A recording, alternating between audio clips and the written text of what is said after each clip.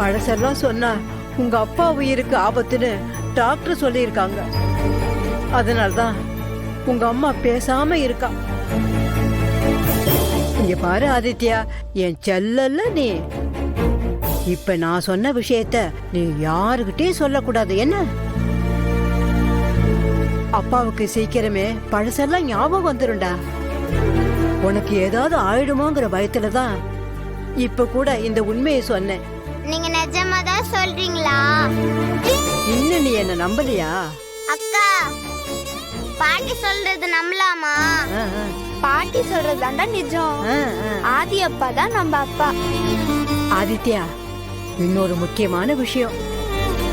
உங்க அம்மாவுக்கு தெரிஞ்சோ தெரியாமல கூட இந்த விஷயத்த நான் சொன்னதா நீ சொல்லவே கூடாது. அப்புறம் அவ்வளவுதான், உங்க அம்மா சாமி ஆடிடுவா.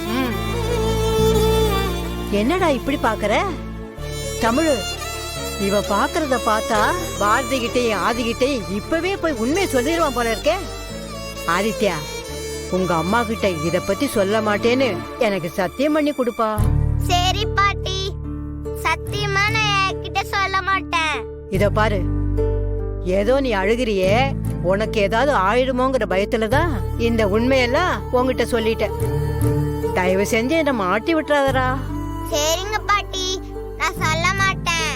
ஏ கண்ணு ஆதித்யா, சொல்லி விட்டுறாதரா அந்த பாட்டிய. அத சொல்ல மாட்டேன்னு சொல்றேனே பாட்டி. சரி தமிழ், இவனுக்கு ஏதாவது ஆயிடுமோன்னு தான் நான் உண்மையை சொன்னேன். இனி ஒவ்வொரு நிமிஷமும் இவன் பாரதி கிட்ட சொல்லி ஏதாவது பிரச்சனை ஆயிடுமோன்னு பயந்துகிட்டே இருக்கணும். என் நிலைமே பாத்தியாடி. பாட்டி, அவன் தான் சொல்ல மாட்டேன்னு சொல்றான்ல, அப்புறம் ஏன் பயப்படுறீங்க? விடுங்க, பாத்துக்கலாம்.